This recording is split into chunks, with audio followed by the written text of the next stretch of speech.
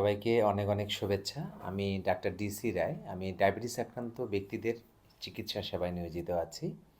আজকে হেডলাইনে যে বিষয়টা আমি দিয়েছি সেটা হচ্ছে যে ডায়াবেটিস আক্রান্ত ব্যক্তিদের পায়ের ঘা কেন ভালো হয় না?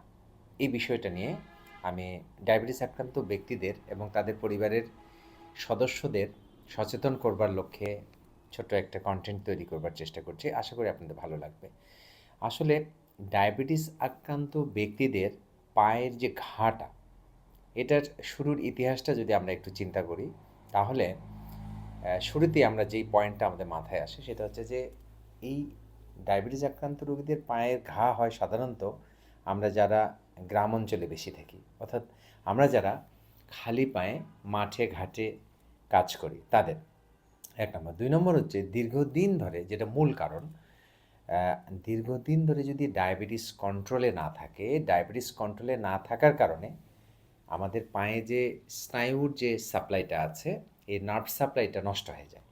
এই নার্ভ সাপ্লাইটা যখন নষ্ট হয় তখন আবার কি হয়, ওখানে যে রক্ত সাপ্লাই আছে এটাও কমে যায় অনেকখানি।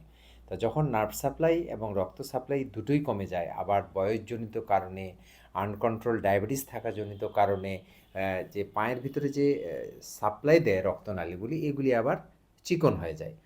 এই মাল্টিপল কিছু ফ্যাক্টর বা কারণে যখন পায়ে ঘা হয়ে যায় তখন দেখা যায় যে এই ঘাটা কিন্তু আর এত সহজে ভালো হয় না। এখন এই পা ঘালো মানে পায়ের ঘাটা ভালো না হওয়ার একটা অন্যতম প্রবলেম হচ্ছে, যখন ডায়াবেটিস আক্রান্ত ব্যক্তিদের পায়ে ঘা হয় তখন তারা বাড়ির আশেপাশেই দেখা যাচ্ছে যে কোনো প্যারামেডিক্সকে দিয়ে এটার একটা অ্যান্টিবায়োটিক নিচ্ছে বা ড্রেসিং করাচ্ছে, কিছুদিন দেরি হয়ে যায়। তারপর দেখা যাচ্ছে যে উনি রেফার্ড করার পরে আরেক ডাক্তারের কাছে যাচ্ছে, সেখান থেকে একটা ডায়াবেটিস সেন্টারে আসছে, তারপর সেখান থেকে দেখতে দেখতে দেখা যাচ্ছে যে অনেক দেরি হয়ে যাচ্ছে। তখন আলটিমেটলি আমরা এটা কিন্তু সার্জনের কাছে পাঠাতে হয়। তখন সার্জন গিয়ে অনেক দেরি হওয়া জনিত কারণে অ্যাম্পুটেশন, অর্থাৎ পাটা বা আঙ্গুলটা কেটে ফেলতে হয়। তো আমরা যদি ডায়াবেটিস আক্রান্ত ব্যক্তিরা শুরুতেই আমরা সচেতন হই, অর্থাৎ আমাদের পায়ে যেন ঘা না হয়। তো ঘা কিভাবে হচ্ছে? আমরা ডায়াবেটিস রোগীরা খালি পায়ে ঘুরে বেড়াচ্ছি। আমাদের পায়ে দেখা যাচ্ছে বদশক্তি নেই। কখন কোথায় পায়ে কাঁটা বেঁধে যাচ্ছে বা কেটে যাচ্ছে আমরা টের পাচ্ছি না।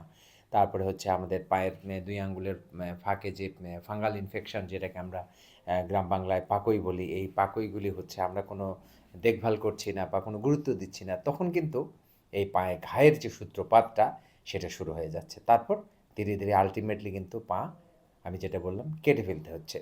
তো আমরা জানি যে আমরা এই আমাদের দুটো পায়ের উপরেই কিন্তু আমরা দাঁড়িয়ে থাকি, অর্থাৎ আমাদের যে কর্মক্ষমতা বা আমরা যে দৈনন্দিন জীবনে কাজকর্ম করি, আমাদের পায়ের উপরেই ভর করেই কিন্তু চলি এবং আমাদের ঘাড়ের উপরে আমাদের ফ্যামিলি ডিপেন্ড করে। তো আমরা একটা ডায়াবেটিস আক্রান্ত ব্যক্তির যখন পা কেটে ফেলতে অ্যাডভাইস করি বা ফেলতে হয়, তখন কিন্তু সে আলটিমেটলি পঙ্গু হয়ে যায় এবং সে পড়ে যায়, অর্থাৎ তার উপরে যে পরিবারটা রয়েছে সেই পরিবারটা কিন্তু পঙ্গু হয়ে যাচ্ছে এবং আলটিমেটলি তার পরিবারের যে অর্থনৈতিক অবস্থা সেটা কিন্তু খারাপ হয়ে যায় এবং পরিশেষে যখন তার ইকোনমিক্যাল অবস্থাটা খারাপ হচ্ছে, এটা কিন্তু একটা আমাদের যে সার্বিক, অর্থাৎ দেশীয় যে ইকোনমিতে গিয়ে কিন্তু একটা নেগেটিভ প্রভাব বিস্তার করে। তাই আসুন আমরা ডায়াবেটিস নিয়ন্ত্রণ করি এবং পায়ে যেন আমাদের ঘা না হয় এই ব্যাপারে আমরা সচেতন থাকি এবং সবাইকে সচেতন করি। সবাইকে অনেক অনেক ধন্যবাদ।